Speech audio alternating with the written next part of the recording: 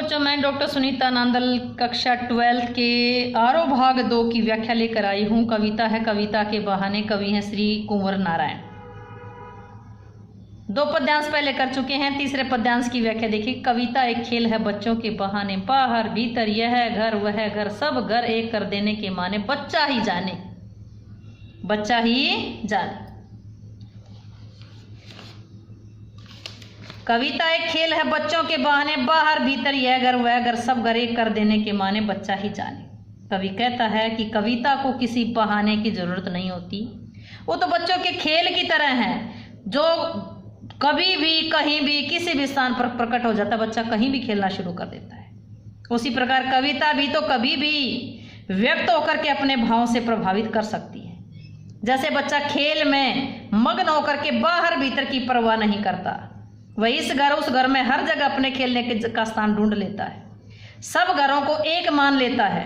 उसी प्रकार कविता भी बच्चे के खेल की तरह किसी एक स्थान से बंधी हुई नहीं है। कविता भी एक स्थान से बंधी हुई नहीं है। वो भी अतीत, वर्तमान और भविष्य के प्रसंगों को प्रकट कर लेती है। फिर देखिएगा, कविता एक खेल है बच्चों के बहाने। कवि कहता है कि कविता को किसी बहाने की जरूरत नहीं होती। वो तो बच्चों के खेल की तरह है, जो जहाँ भी है, जैसा भी है, कहीं भी किसी भी स्थान पर प्रकट हो जाता है, यानी कि कविता प्रकट हो जाती है। वह तो कभी भी व्यक्त होकर के अपने भावों को प्रकट कर सकती है। बच्चा खेल में मग्न होकर के बाहर भीतर इस घर उस घर की परवाह नहीं करता, खेल में मग्न होकर के अपने खेलने की जगह ढूंढ लेते। उसी प्रकार कविता भी सब घरों को एक कर देने के माने, बच्चा क्या जाने, क्योंकि कविता तो अपने अतीत, वर्तमान और भविष्य के प्रसंगों को प्रकट कर लेती है। वह हर समय के भावों को व्यक्त कर लेती है। वह किसी भी बंधन में नहीं बंधती। वह बच्चों के खेल की तरह बेपरवाह है, बच्चा ही जाने। देखो यहाँ वर्डिंग दूसरी आई, केवल बच्चा ही जाने। वह बच्चे की खेल की तरह किसी एक स्थान से बंधी हुई नहीं है। केवल बच्चा ही इस बात को जानता है कि बच्चा हर जगह मग्न हो जाता है खेलने में। उसी प्रकार कविता भी हर जगह लिखी जा सकती है, हर अवसर पर लिखी जा सकती है। एक बार फिर देखिएगा, कवि कहते हैं कविता को किसी बहाने की आवश्यकता नहीं होती।